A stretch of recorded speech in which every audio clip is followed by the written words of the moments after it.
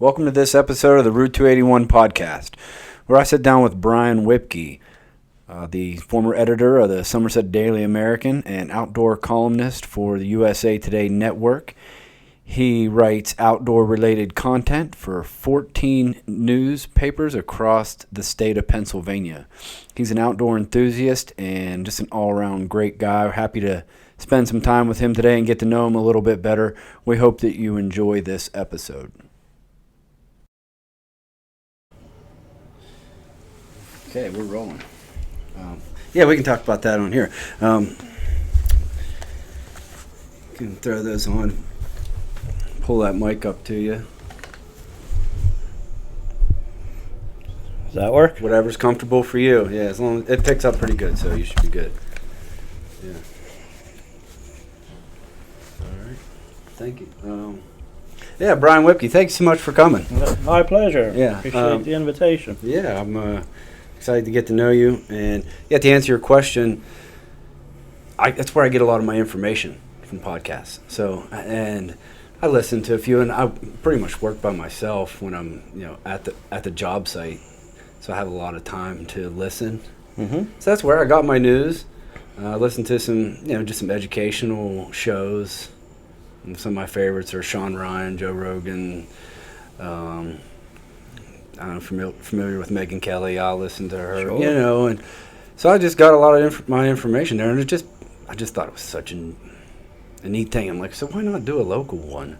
And I'm just genuinely curious, I guess, about a lot of things, and I'll never get to accomplish them all. But if I could sit down and talk with somebody about what they do, and I just kind of thought, why not? And when I got the green light from my wife, I was like, then I knew it was an okay idea, because she's pretty smart, and so I threw some wild ideas at her, and she was into it. So so I'll just do a quick introduction. Brian Whipkey graduated from Rockwood High School and journalism degree from IUP, correct? That's the place. Yep. Yeah, and editor for the Somerset Daily American for how many years? 17. 17 years. And now you are a outdoor columnist for the USA Today, 14 newspapers across the state of Pennsylvania. 4 years ago. Let me just a little bit closer. 4 years ago, I transferred from our company to the parent company, where we could write outdoors content that would go into 13 different newspapers across Pennsylvania, including Somerset, but we reach as far north as Erie and Pocono Record, and down south to Philadelphia and Bucks County and York, and a lot of places in between. So you get around, my goodness. It's been interesting for sure. I'll bet. And we'll get to the history a little bit, but you have to get to all those places physically. No, not always. Technology is a wonderful thing. Like, for example, this week, the Pennsylvania House Game and Fisheries Committee had a live video broadcast of the reports from the Game Commission and the Fish and Boat Commission. So instead of having to drive to Harrisburg, you can watch the live stream and get all the information and find out what's going on. So I do some traveling, but you can do a lot of it just through technology. Yeah. Thank goodness for that. I mean, it's good and bad, I guess. But yeah. I interview a lot of sportsmen, and they provide their own photos. Yeah. I have an interview coming up with a young woman who completed the Turkey Grand Slam, where she got every type of turkey that there is in the United States, and we'll just do a Teams video with her and talk to her. So, and that's the northern. There's one in Florida, one in the Southwest, one up north. Where's the fourth? There's a Miriam. Yeah. There's Osceola. That's one. And the Eastern Turkey. Yeah, there's a handful of them. Guy that I'd done some work for, he's got the 3 of them on his wall, and he still needs the 4th. But yes. Takes a lot of dedication for people to plan those trips and to find out where they are and actually call in a turkey. Mm-hmm. Yeah, my nephew's pretty good turkey caller. And then my brother called one in for me whenever I was young, so I remember that day. Yeah, it's a good time. Oh, yeah, the spring gobbler hunting is unique in that, like when we're deer hunting or rabbit hunting, you see the game and it's pretty much you're done right away. Where you have this interaction with a gobbler. In the wild, a gobbler gobbles and the hens just sort of feed towards him, and you're actually convincing that gobbler he needs to come to you. So you're really working on his strategy and life cycle, and to try to outsmart him, to get him to come in, and having that back and forth and having him hang up a little bit. And then you have a really cold spring morning and they're coming in and you can actually see the steam coming off of their gobbling, and so loud and forceful. It's just a unreal experience that we have here in Pennsylvania. Yeah, I worked at a couple different golf courses across the state, so my degree's in golf course management. And yeah, the springtime, I mean, we'd have gobblers just walking out onto the golf course and coming pretty close to the maintenance shop, and just go back there and call at them a little bit and mess with them. But yeah, it is interesting. They are a cool bird. So yeah, if you don't mind, just give me a little bit of background on how you grew up and how Somerset County's been a part of your life, and then where you got your love for the outdoors and eventually got into journalism. Okay. Grew up near Laurel Hill State Park.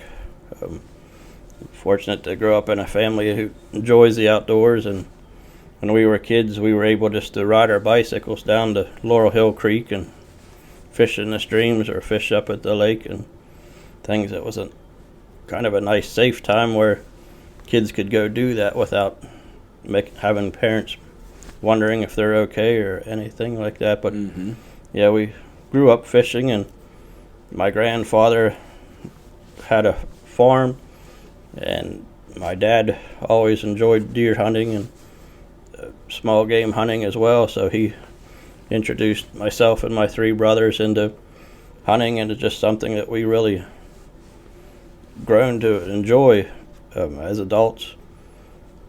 Hunting gives us a reason to get together. Yeah. We text and different things, but as far as spending time together, or trout fishing at Laurel Hill Lake, or in the fall we're talking about where are you archery hunting, where you want to be on the first day of deer season. Yeah, that's what really brings our family together, is the outdoors. It gives us that reason to have conversations. And so went off to college at IUP and graduated in December of '89. But while I was in college, I had an internship at the Daily American one summer, and it was just interesting work where if there's something going on in the community, being a reporter, you actually got to ask about it. You could stop and say, hey, what are you guys building here? What's this new store? Or to check on things, and just to talk to people. It was really interesting. And so I went back to school and graduated, and I didn't have a job. So in those days, reporting jobs were all advertised through a magazine editor and publisher. So I stopped in and talked to the editor and told him I was looking for work, and could I borrow some of the magazines to apply for some jobs. And while I was talking to some of the people, the editor came over and he said, we actually have a reporter who's accepted a job in Lancaster. If you'd like to work here,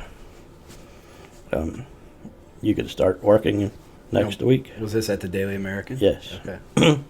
And here we are 35 years later. I'm still with the same organization. We've I need to get a drink here. You're good. When I first started there, it was owned by the Riley family. It was locally owned, and then over the years it got sold to some other companies. But It was fun to grow through the company and learn different things. We actually were there helping with when the Queen pipeline was built to service so many homes and communities in Somerset County. Recently, we had the Myersdale bypass, what that changed for people traveling north and south in Somerset County. Mm-hmm. But we also were there for international events too.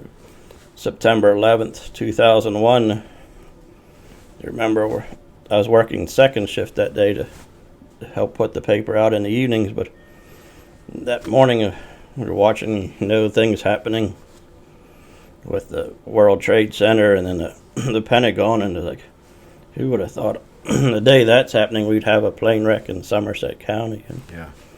Did you cover that story? I was the city editor at that time, so I helped lead some of the other people who were actually boots on the ground at the scene. But yeah, I was more in the office at that time. That's incredible. Yeah, and then not quite a year later, we had Q Creek, where we had another international event where Somerset County was live on some of the cable TV channels as the miners were being flown out to the local hospital after 77 hours underground. So we live in a quiet area, but it's such a intersection of people here that we really have an impressive place to live here in Americus County. As our company grew bigger, we'd have these calls with other editors. And I remember one in South Dakota, he was so excited that a president was coming to their state to talk. And he wanted to know which properties wanted the story. And we were like, well, what is he talking about? And he's like, well, he's coming to South Dakota. That was a big deal. They rarely get a president in some of these states and things. Here at Flight 93, we've had all of the presidents. Yeah, and since then. Each September, you expect at least the president or some former presidents being here. And as a reporter covering that, the anniversaries and things, it just, you sort of have to step back. Like, you see George Bush on the stage, and Bill Clinton, and Donald Trump's been there. Mm-hmm. Joe Biden's been there, Mike Pence. All these international world powerful leaders right here in Somerset County. Yeah. You're like from here to the other side of your room, they're just sitting there. Yeah. They're talking. In other parts of the United States, rarely see these figures, and it's become a common annual thing for us in Somerset County. But yeah, it was a extremely tragic and unfortunate event, but it has they come back every year to pay respects to the people that lost their life, and it is a unique thing for an area like this, for sure. It's heroic actions for the people on the plane to try to stop the hijackers from completing their mission. So it's they deserve our eternal remembrance and respect for. Yeah, I had a state trooper on the podcast. He works in the Somerset Barracks now as a criminal investigative lead. Okay. And he signed up for the military, immediately after, and he went over to serve his country because of it. Well, that's like so many others, but he talks about that. But he was part of the first wave into Iraq as an Army, tank commander. Okay. Tank division, so a lot of history here in Somerset County, and some amazing outdoors, which you tell stories about now, and which is hunters and fishermen are storytellers anyway. So So what got your interest into journalism in the first place? When I was in high school, we had an English teacher, Mrs. Johnson, that she liked my writing and asked if I was interested in going into some type of writing job, and I never really thought about it. And of course, as you get into that senior year of high school, you have this challenge of, I want to go to college. What major do I do? How do I decide to do it? And talking to guidance counselors and things, that they actually suggested technical writing, where you're writing manuals and different things. And so that's what I actually went into IUP with, journalism, focusing on technical writing. And then through having this opportunity at the Daily American, and then being offered that job, I just sort of stayed there. So I never pursued that. And it was always interesting, but it wasn't really what I wanted to do. And being the editor for 17 years, where you're in charge of 2 shifts of workers, and you never know what's going to happen next and all the challenges and things. And I was getting to that point where I really wanted to do something different. So I kept thinking about it and praying about it. What opportunities are there for me out in the work that I'm trained to do? What can I do? So in November, when I was archery hunting, I took time off, but as an editor, we had a weekly Teams video meeting with all the other editors in Pennsylvania, and they really kind of encourage you to always be on those, even if you were off, if you could log in just to hear what everybody's up to. So I'm archery hunting. I'm up in my tree stand, and I said, well, I'm not hearing anything. I'll just log in with my phone, and we'll start just to hear what they have to say this week. So I have my camera off and just quietly listening to the meeting. And the guy that's in charge of Pennsylvania said every time they have an outdoor story on their website, they would see a big bump in their traffic. But the challenge is that so many of their newsrooms didn't have people who were involved in hunting or fishing. So they wanted to create a position where somebody would write stories that would fit a statewide audience about the opportunities and understanding why hunting and fishing is important, why we do it, and highlight these activities and what's going on at the state parks and everything. And I'm sitting there listening. There you are in the trees. They can't be serious. Because that's, to me, that's kind of a dream job. You know? Talking to hunting and fishing people and camping and hiking and stuff. And so I sent a message to the guy. I said, I'd like to talk to you at the end of the call if you have time. And I still had my camera off, and I asked him, I said, are you really serious about creating this position? And he goes, yes. He said, we need to be covering more outdoor stuff in all of our properties, and if we have somebody who takes a lead on it and does anything, I think we'll see a lot of increased web traffic. I said, well, if you're serious about that, I'd like to be considered for it. And he said, are you serious? You'd want to do that? At that point, you flip your camera on and slay a buck. It wasn't that much, but I said, well, let me turn my camera on.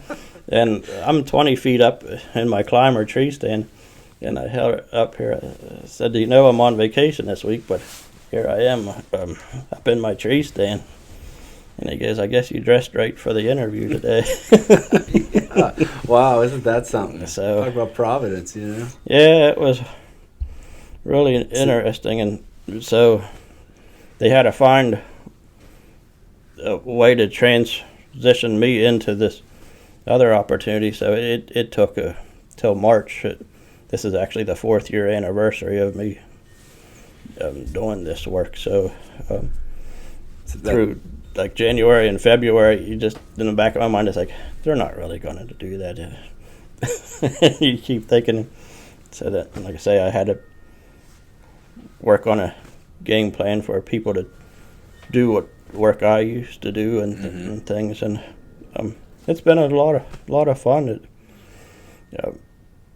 I got to do an ice fishing story here in January with at High Point. I was talking to people. Saw the article, yeah. Yeah, and Dalton, he lives in this area, Dalton Stavanis. He was tip up went up and said, "You care if I video that?" And so he's pulling him. It's a really big fish, and he pulled a 44-inch pike up out out of the ice that we got on video, and he was so excited, and any angler would be at a fish that big. But things like that, I like going up to elk country. I usually go a couple of times a year to do a preview story, and then during the middle of their firearm season, I'll go up on the second day of their check station just to talk to some of the people, and because that's kind of a once in a lifetime opportunity to get drawn for an elk tag in Pennsylvania. They give out like 140 or so each year, and they have 50,000 hunters apply for them. So it's one of my favorite pieces of meat. Elk. Oh, really? Yeah, I love it. Have you been out hunting? Nope, I've not hunted elk. Amazing creatures. I've had it in restaurants. I've had it from people who've killed, harvested. But it is good. There was a restaurant in Ligonier, I think it was Kitchen on Main, serves me correctly, but they had elk tenderloin as a special one night. Okay. Yeah, it was excellent. Yeah. And something else, there's a mixed feeling about whether or not it's good to eat or not on black bear. Yeah. I was just listening to a podcast today. Actually, Joe Rogan had on one of the guys from Life Below Zero. You ever seen that show? That up in Alaska where they live primitively, and they were talking about bear meat. And he said one of the reasons that he shies away from bears because of the parasites that they carry and the eggs. He said you don't really have to worry about the worms that they have. There's stories of like these parasite eggs that actually raccoons carry, and they turn into some nasty worms. I guess. So that's people don't realize that those parasites are all over the bear, and I don't know if that's so much here, but he's talking about grizzlies, and they turn into some pretty nasty tapeworms. Oh my! Roundworms. They get in the. Yeah, you listen to the episode on Joe Rogan's podcast, but yeah, it was. I haven't had. No, actually, I did have black bear. I had black bear sausage, and it was okay. I haven't had any black bear steaks or anything like that, but I was recently at a game feed. Tried beaver meat for the first time. Oh, okay. It was delicious. It tasted like a roast. And if somebody wouldn't have told me that it was beaver, I would have thought it was a roast. It was so good. Wow, I never had beaver, but they say with the black bear, the key is getting the hide off right away. Like for a lot of hunters, only about 2% of the people with a bear license get a bear each year. So for a lot of people, it's such a big deal that they got a bear that they take it to their friends' houses and their relatives, but their fur is so thick and layers of fat that they don't cool very easily. Cool the meat, yeah. So if you get the hide off of them right away and cool the meat down, they say it's a big difference in the quality of the taste and everything. But yeah, I don't bear hunt. I just never see them. You know, to see one, I think it's cool to see one when you do see it, and I just like, man, I never get to see it. So the one time I get to see one, I'm going to shoot it. You know, so actually one year we had a big black bear run right through our yard out here. Oh, and my wife got to see it, and she got pictures of it. Come through our yard, across 281, and into my neighbor's field and off into the woods. And one of the guys that I know that does hunt, they ended up shooting it. It was massive, over 600 pounds. Wow. So it was a That's big huge. boar. Yeah, that is a big one. She got pictures of it up against a tractor tire as it disappeared into the woods, and I'm like, that's a decent sized tractor tire. That's a big bear. And then I ended up talking to him a little bit later, the guy that shot it, and he said how big it was. I was like, I knew it was big by her picture. And yeah, all the farm fields in Somerset County, we do get some big bears each year. Yeah. So you spent the time as an editor at the Daily American, and then they switched ownership at some point. Is that when your new position was created, or? Yes, with the USA Today network, Gannett, that purchased the Daily American, and that's how we have the network of newspapers in Pennsylvania. They own over 200 in the United States, but we have 13 here in Pennsylvania that we try to share content and resources that the editors can help each other out, and just makes it a more powerful system where you can, instead of every shop trying to do everything all the time, you can share the expertise that Erie has, or York, or Poconos, or Beaver County Times. There's a lot of good sharing of resources that way. Yeah. I was reading, some of your stories, and I'm like, oh, man, he gets around. He's a busy guy. So how does that work? How often do you have to have one, and how do you find your stories? And is it just things that you're interested in that you go and talk to these folks and get these stories? What I have is a weekly email newsletter. Like if people go to dailyamerican.com where you sign in, you can drop down to newsletters, and mine's Go Outdoors PA. So I need to have several stories to send out with that newsletter every week. And then we have an outdoors page that's for print that goes into most of the newspapers on their weekend editions. So I have a goal every week to make sure I have quality content for those products. But we have the Game Commission, Fish and Boat Commission, Department of Conservation and Natural Resources, who are always working on different things. So I usually start out with keeping track of what they're doing, and then of course we have the different hunting seasons, fishing seasons, and the different animals that the Game Commission and the Fish Commission have over 200 different species of animals and things that are here. And what I look for are ways to make sense of things, to explain things.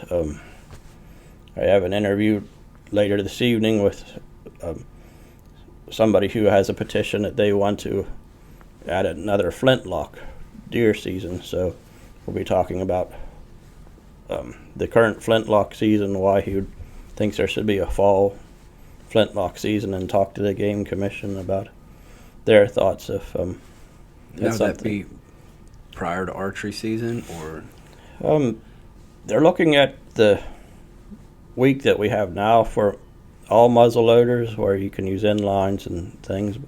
You'd like that to be a 2-week season, where if flintlock hunters could take deer, doe, or bucks. If they want to expand that, he's trying to get more people aware of flintlocks.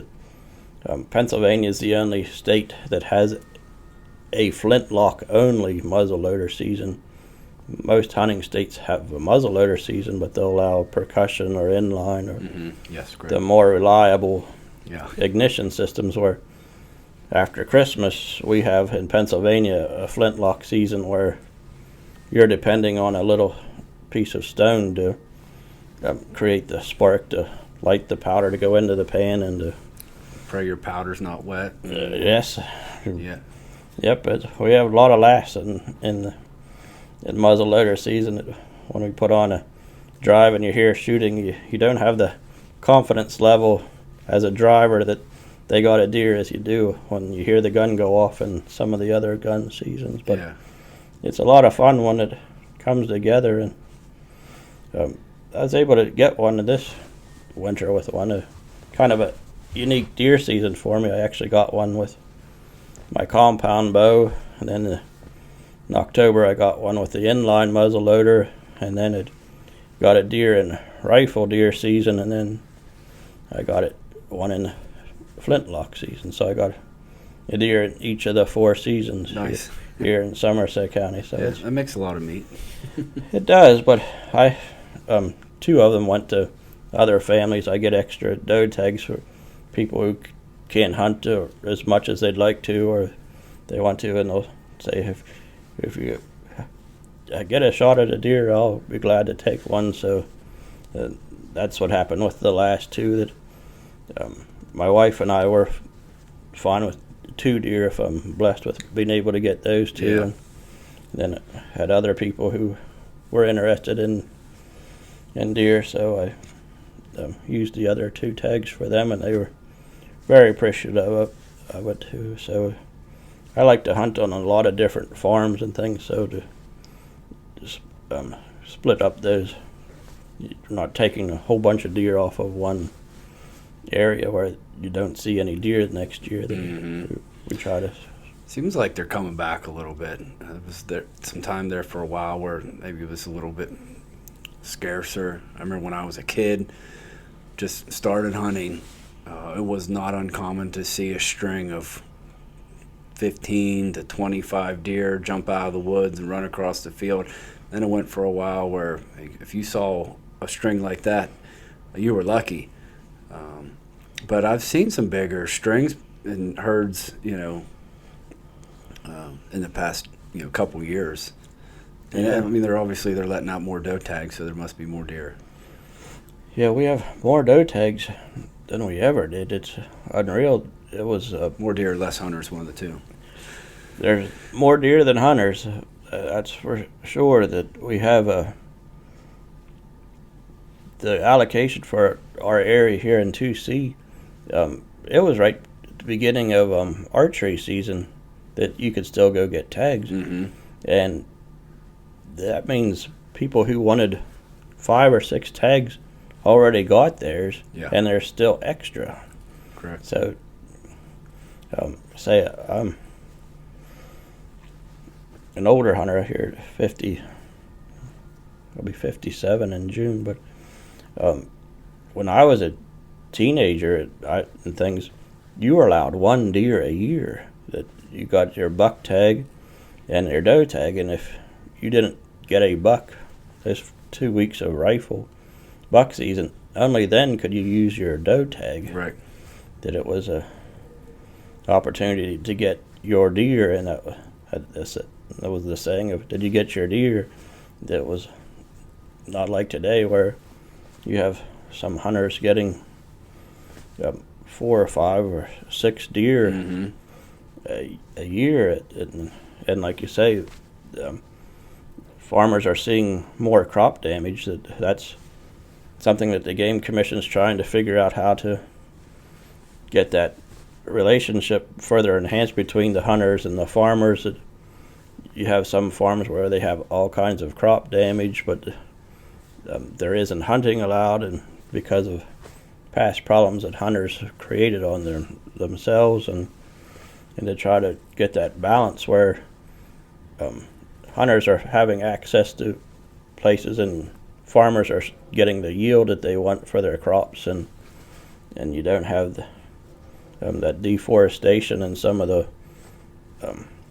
woodlands. Some of the places where you walk, like in the park, you can see how high a deer reaches. There isn't low brush. It's all, there's a tree line of growth there. So other places there aren't as many deer, but a lot of places there are more deer.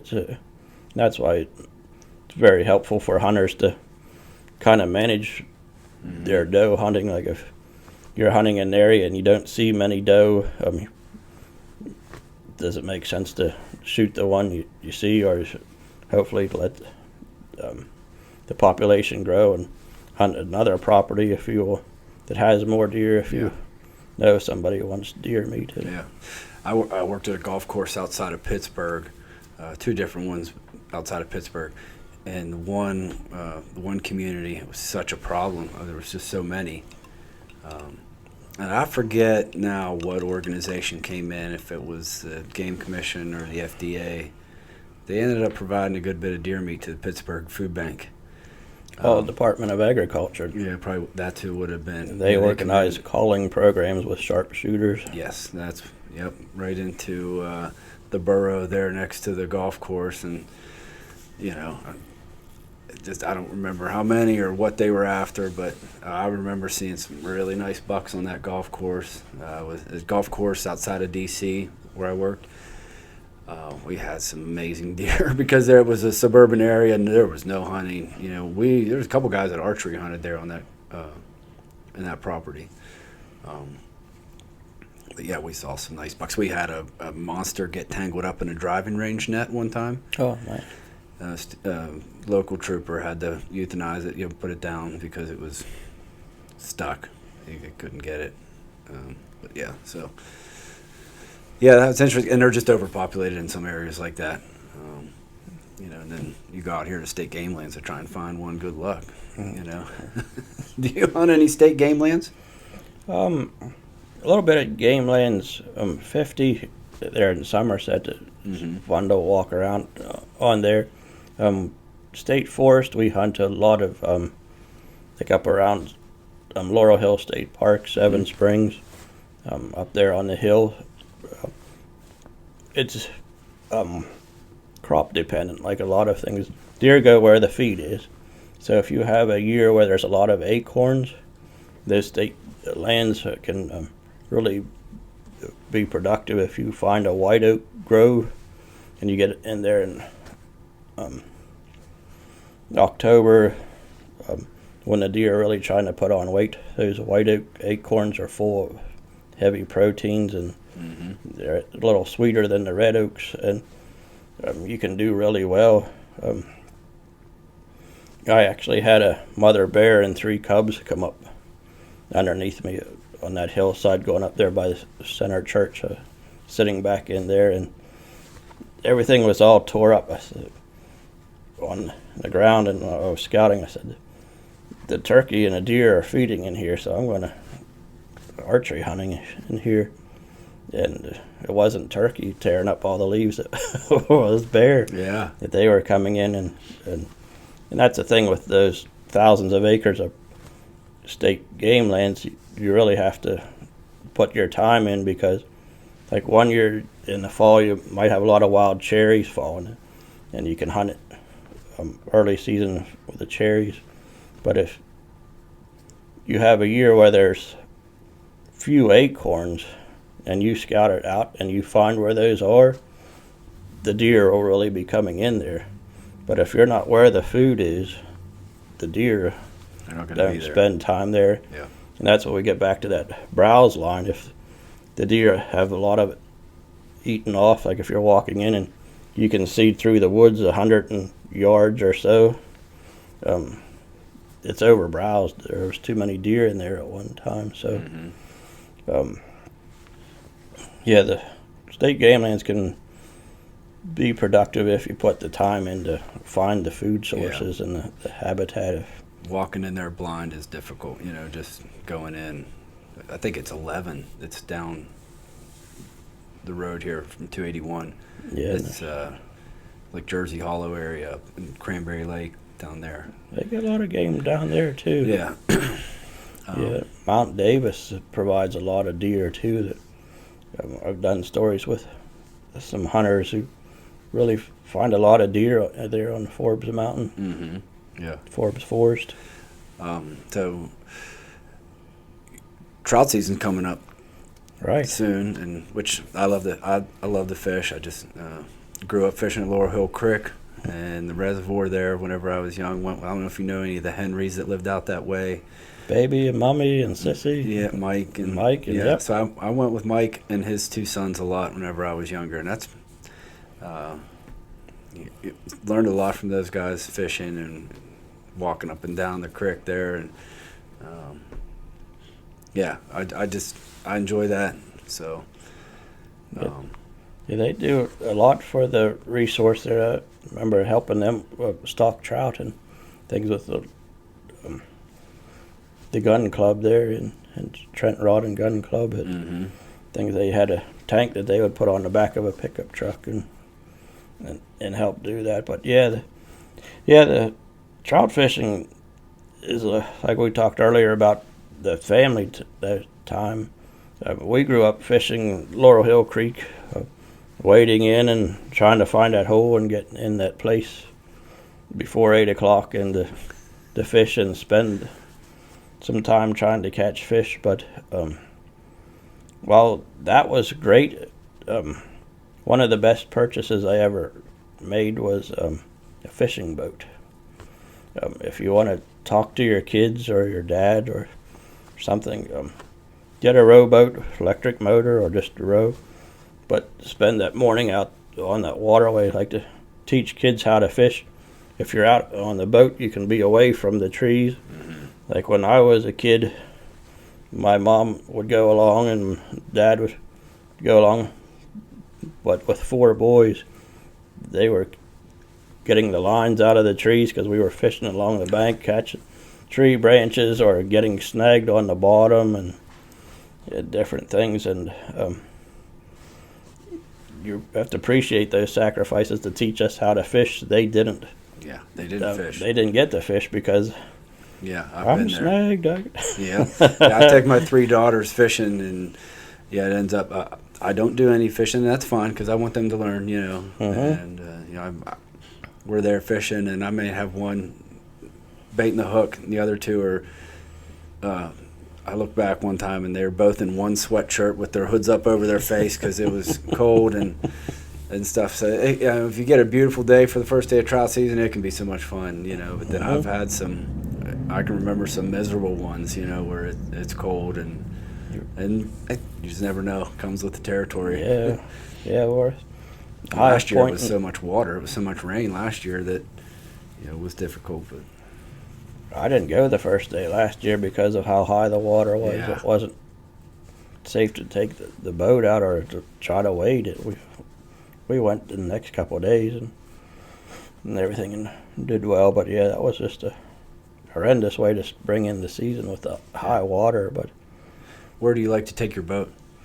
Just Laurel Hill Lake, Queen Dam were the main 2 places that we go here in Somerset County. But say if you sit there in your boat with your kids or your dad and like in between catching stuff, that if somebody has something that it'd be kind of hard just to bring up like in a phone conversation or something. When you're out there, you get the topics just get brought up and you can create those bonds with family members and things that you wouldn't because you're in that fixed environment focusing on the same thing and like I say, celebrating when somebody catches a big fish and doing all those things. And it's just kind of a neat little controlled environment being out there on the lake and spending time together and there's a whole lot less snags. So you stay away from the tree lines. I've gone up to where the Boy Scout camp is along the Laurel Hill, where they have the delayed harvest. Yes, where the delayed harvest area is. I went up there with my some family members, and I had my waders on, and everybody's fishing. Well, I walked across, and I'm going down through the Laurel, just clipping off lures that I'm finding. I filled up a tackle box. I had more fun doing that, I think. It was like, a treasure. Yeah, I had a good time doing that. Yeah. That's one of the Keystone State Select Harvest areas, I think. They put in nice fish in there. Yeah, they're heavier. Oh yeah, some beautiful fish in there. That's fun if you get in there and catch, some 18-inch brownies and they put a lot of them in there too. And that's open right now. Like say we wait for the first day of fishing season, but that's open year round. Laurel Hill Lake itself is open year round. Yeah. The problem is that you have the cold and the wind, and we just got rid of the ice on the lake, so it wasn't really fishable here the last month. But it's opening up here that you can actually go fishing there now. But Yeah, we spent a lot of time at the late harvest area as kids. We'd use rooster tails, little red and white or blue ones, black ones. We caught a lot of trout up. It's probably one of my favorite lures. The rooster tail? Yeah. Yeah, that's a good. Yeah, I caught the nicest fish I ever caught out of Laurel Hill Lake. I caught on a white rooster tail, and I was just reeling it in. I thought, I was pretty close to the shoreline. Like it's done. I'm just about ready to bring it out of the water. And I was too cheap to get it mounted. So my wife made me a collage. She took a bunch of pictures, and I still have that. That's nice. Yeah. Yeah, they can do replica mounts from photos now. Yeah. Wow. They like you to take a length measurement and a girth measurement, and they can do a replica mount, which are a lot more affordable, and you can still eat the fish or put the fish back. If you want. But the photography has just come a long way. Like with my work, when I first started in the newsroom, we were actually making our own prints. We had roll or film in bulk canisters, and then when we came back from our assignment, we had to go into the dark room, process the film, and then select a negative, and then make a print. And if it didn't turn out, we could actually darken the print or lighten the print, and doing all that things. And the evolution of photography has just been incredible. I remember when we first started using digital cameras, and instead of somebody coming back from a sporting event, getting their film and going back to the dark room, they'd just come and sit at their computer, put in the memory card, and ask the sports editor, which one of these do you want? And that was such a huge advancement for our industry. Yeah, I feel like everybody's a photographer now. Oh, yeah. With these phones and the way they take pictures. The editing that you can do on a phone itself, cropping. And the scary thing is that people can add or remove something. Yeah. So with my job, it's all about the truth and objectivity. Yeah. And talk about if I would interview you for your story, and you could submit a photo to me that it was altered in some way, and that's really a big concern that we have. Is you don't want to have somebody pull a fast one on you and give you something that isn't real. Oh yeah, now with AI too, you can get a video of a trout shaking hands with the president, and it looks real. There's some crazy stuff out there that they can do. Yeah, we're going a little bit too far, but we want to keep everything accurate and honest and true. Like I say, with fishing photos, the guy with the longest arms usually has the biggest fish because that's right. There's a way you hold it, The longer your arms are to the camera, the fish can appear bigger. So you have to. We did that with my one daughter. We were fishing down in Rockwood one time, and she caught a trout, and I took the picture. Never thought anything. I brought it home and looked at the picture later, and it was probably on my phone. I'm like, everybody's like, wow, look how big that fish is. Just the way she was holding it and standing there in front of her, it looked like it went from her feet up to her waist. I'm like, no, it was not that big. That's probably a 13-inch trout, which, it was, that's the way it goes. But everybody has a good fish story. It makes it fun. Yeah, and that's what my work kind of is a fun reprieve from all the other stuff that's out there that people are reading. Just a lot more serious. It's nice to take a break to hear about the guy who got the surprise catch of a lifetime, or finally got that big buck that he's going to get mounted on the wall. And they're fun stories. Yeah, those types of things, and they're just really interesting interviews. You can feel the excitement and when they're talking about it and stuff. So it's there's so many things out there like today that vie for your time, and just being outside is whether you go camping, hiking, fishing, hunting, with your kids or you still go with your parents, whatever it is. I'd say it's so important to get out and like your link is go outside, get outdoors or go outdoors PA. And, I grew up boating on the Castleman River with my dad. Okay. He's taken me down the lower Yawk, the middle Yawk. We've done some parts of the Potomac. And so I've gotten to fish a little bit along the way. A lot of it was just whitewater, recreational boating. Mm-hmm. But I remember one time we went down the middle Yawk and we stopped for lunch on a rock somewhere. I'd take my pole and fish for a couple minutes or something like that. But so I learned to love the outdoors. It's hard not to when you live in this area. Mm-hmm. But just being exposed to camping when I was younger, the Laurel Highlands hiking trail, the Yawk River, the Yawk Lake that's here. There's just so many nice things to be able to go and do, especially with your family. Yeah, the Great Allegheny Passage really brings a lot of people to this region too. It goes from Pittsburgh, down into Maryland, and when you talk to people, they think the section through Somerset County is the most scenic of the whole pathway. So we're very fortunate here, and there is something healing about the outdoors. If you have a stressful time in your life and you're able to spend a couple hours in the woods or along a stream, when you come home, those things that have weighed you down and were as bothersome really aren't as bad as what we first thought. You just feel a whole lot better. The sunshine, the vitamin D, the fresh air, getting out, getting your heart rate up, exercising a little bit. There is something about that experience of being outside that you can't really duplicate by other things. Yes, it's helpful to go to the gym or spend time on a treadmill or something like that, but if you take a hike with your dog in the woods, and like I do that with my trail cameras, I still have the cameras that have the memory cards in, because it forces me to go to the woods and take my dog for a walk and things, and you always feel better when you come back from the woods, as far as your mental health. Yeah, it's extremely rewarding.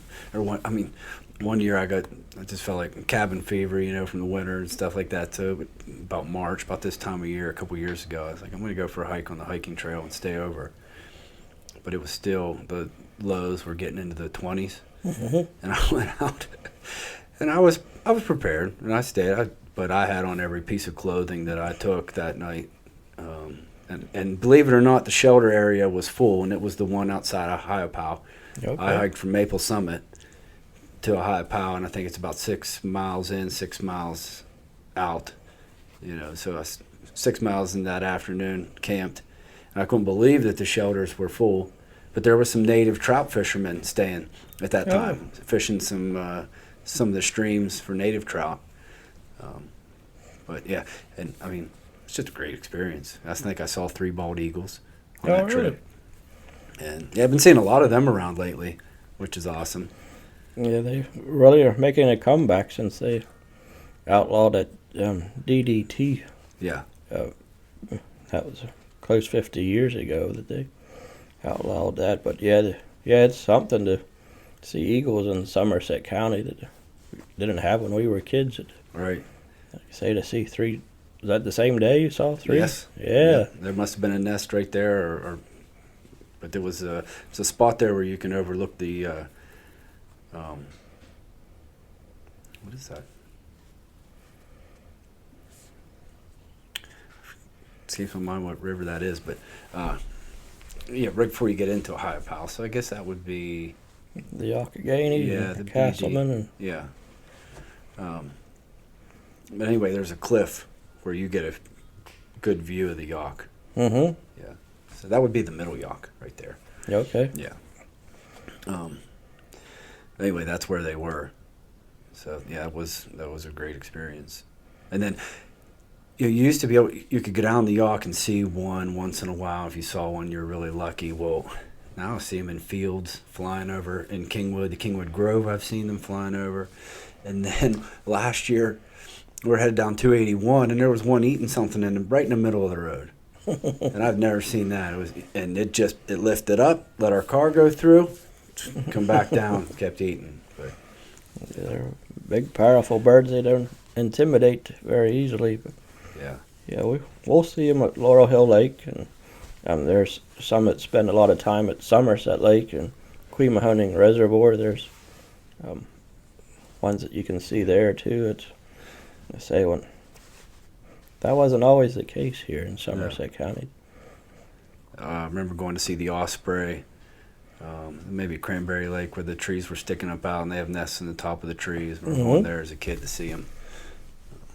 But yeah, tons of opportunity to get outside and go, fishing, hiking, camping.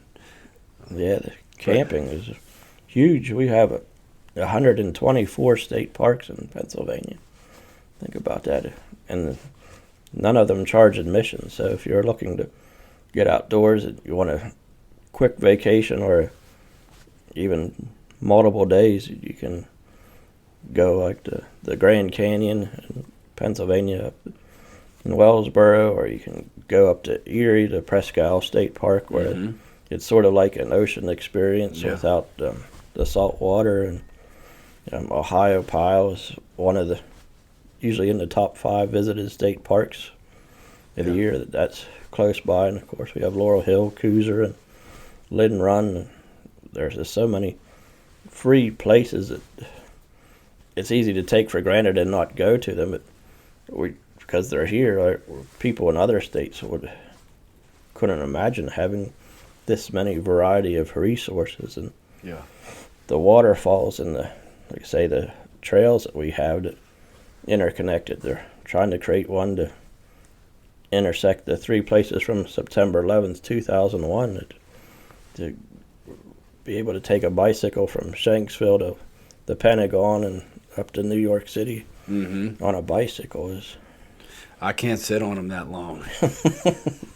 I wonder how some of them people go that far. One time I thought, I want to go from here to Cumberland. That'd be a good ride, I just have not found a seat that I could do it. They should be able to invent something. Well, you ever see those ones where you sit back and it's almost like you're sitting in a chair? I guess recumbent ones. Yeah, recumbent. Yeah, that's worth.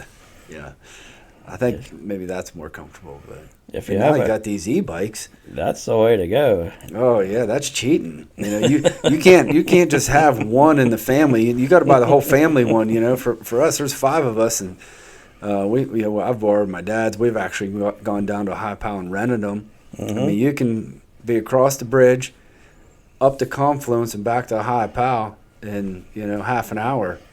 Yeah. You're doing 15 mile an hour with without sweating. Yeah, without sweating. Yeah, that's a good time though. Yeah, it's cheating, but it is fun.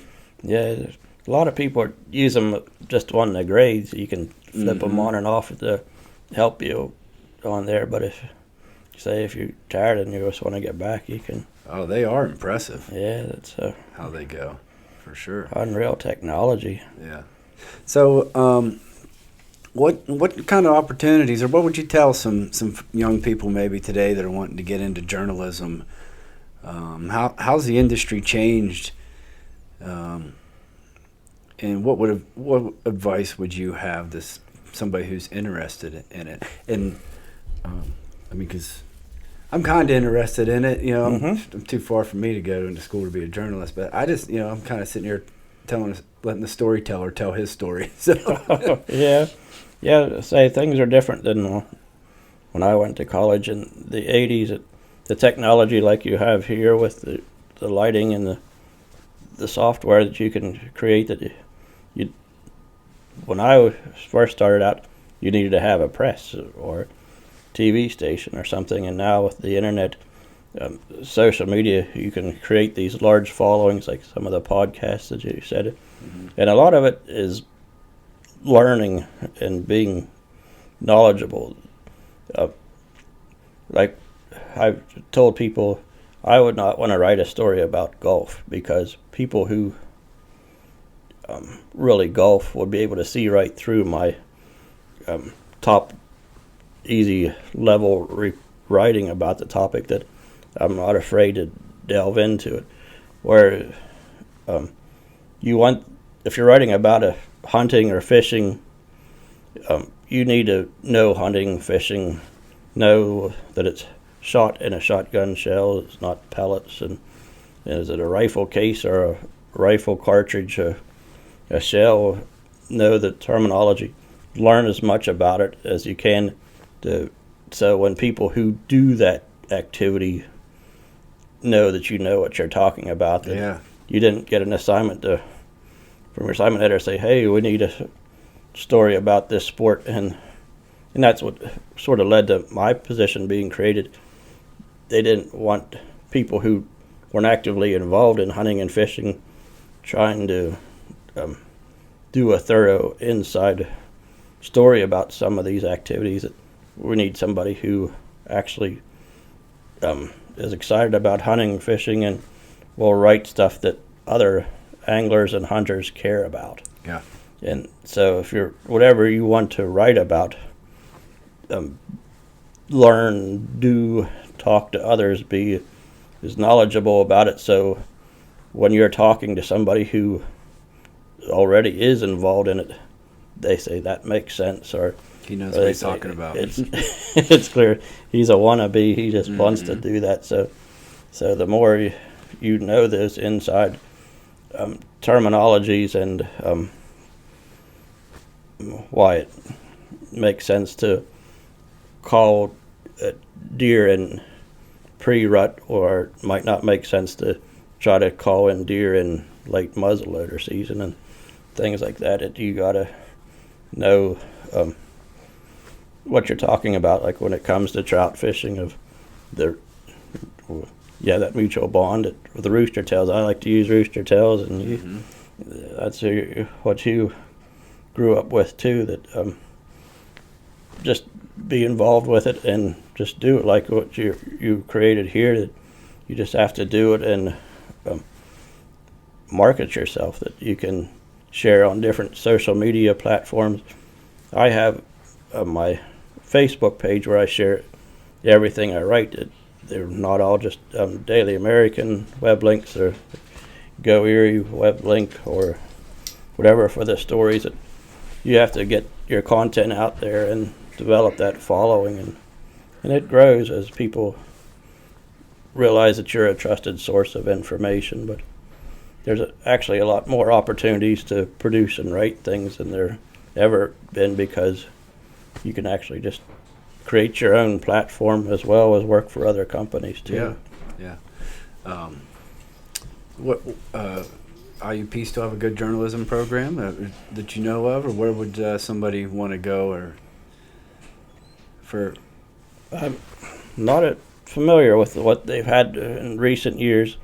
That's a good question. I don't. Yeah, well, everything's changed so much too. With the internet and the way it's done, and man, you had a cell phone and a microphone. You can go out on the street and talk to people now, and you see things popping up where kids are trying to talk to people. They see somebody driving a fancy car. You stop and ask them how they made their money. There's guys going all over across the country just talking to people what they've done to earn that car, and then all of a sudden you get a story about how they were a CEO at this company and they sold that company and started another company. And I mean, if you're willing to ask some questions, I think you can learn. But like you said, to know about what you want to talk about, which is difficult for me, because I've been talking to so many different people, and I'll be honest, it's tough to learn everything. But what I realized, you don't have to know everything, but you should know something and be willing to listen. And and honestly, I love the outdoors, and your stories are great. I think it'll be so much fun to film that guy catching that fish and going out and doing stuff timing, like that. Yeah. I mean, what a kind of fun and exciting time, really, for somebody to learn this trade and to be a journalist, and because you can almost be your own journalist now. Right. Yeah, many people are, that they create their own platform, and I haven't expanded into that, but there are a lot of social media platforms where people are actually making money based on the number of views they have and Yeah, different things. yeah. So a lot of TikTok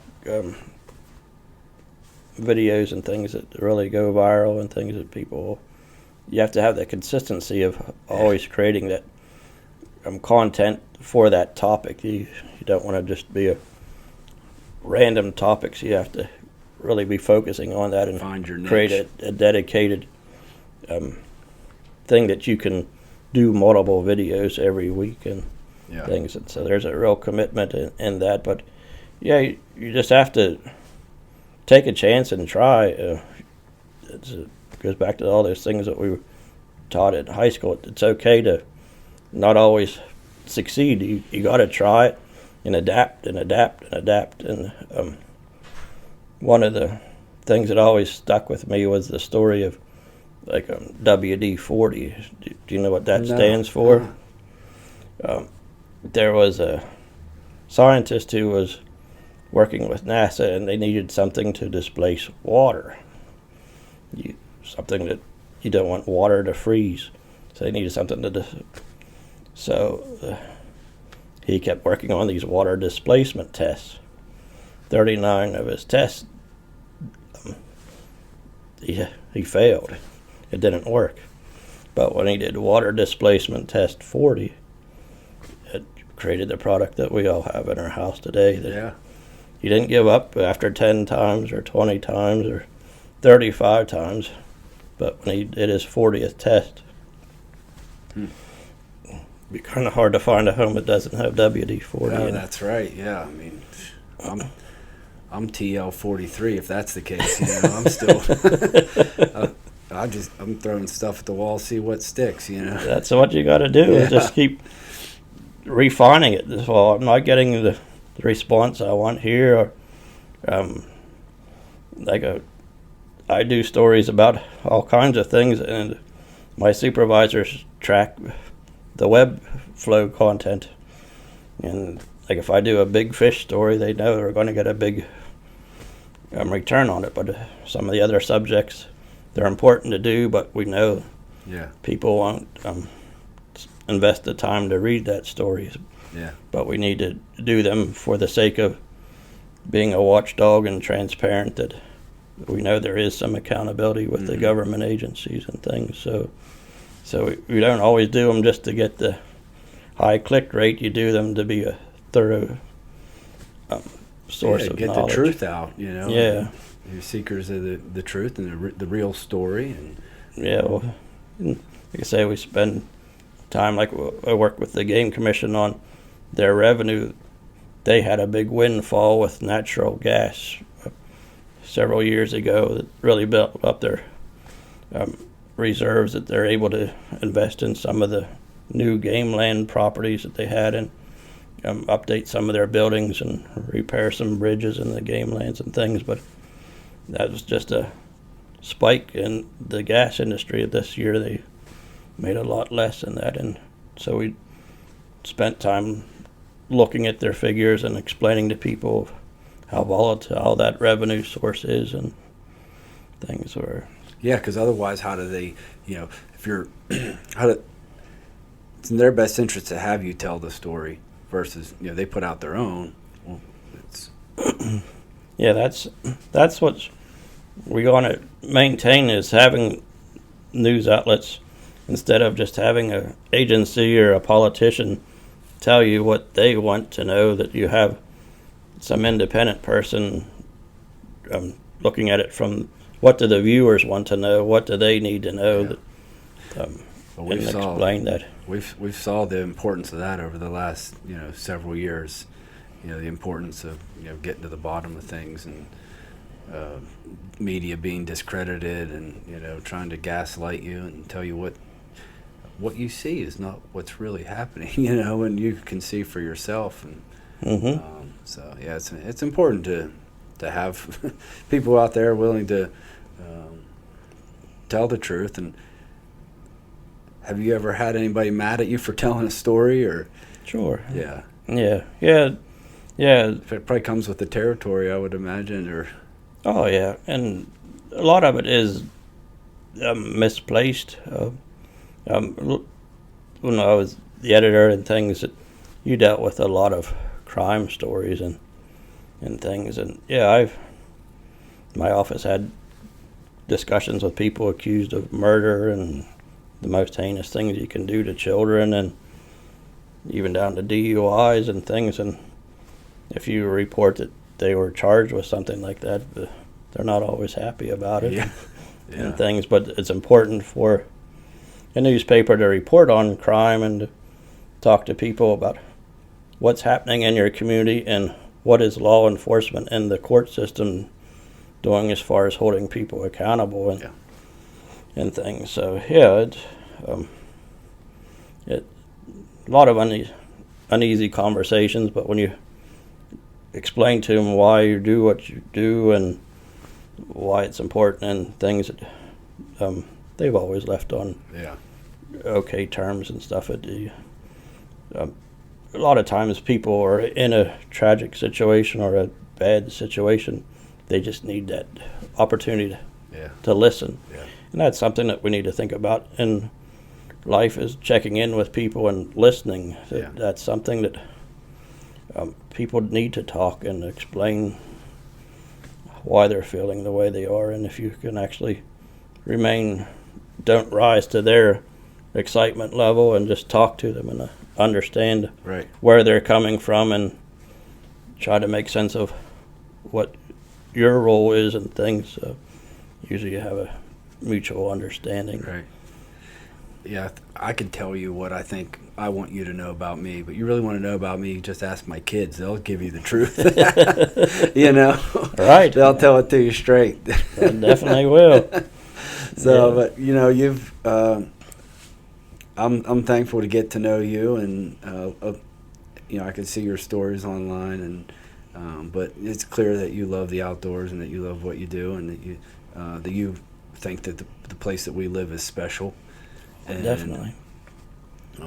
Yeah, I'm grateful for your time, and I can't forget that there's the gift for you. It's a podcast hat. So wow, that's cool. So that's guest of the show. If you see somebody running around Somerset County with that hat on, they've been a guest on the show. So. Great. If you see Bill, make sure he's wearing his. Yeah, I will. Yeah, he's a good guy. Yeah, he sure But is. no, I appreciate you highlighting these different people in Somerset County. Yeah.